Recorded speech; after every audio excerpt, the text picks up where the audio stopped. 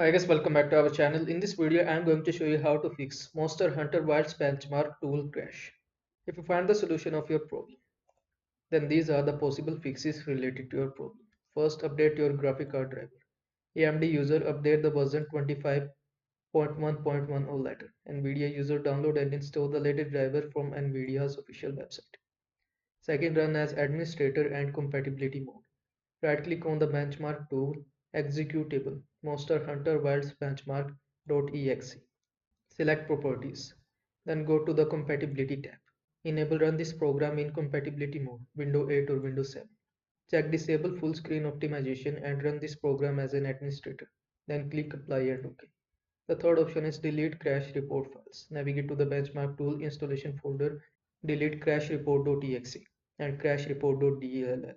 The another option is update Windows. For that, open settings. Then go to window update and install any pending updates. That's it. Hopefully after your problem will be fixed.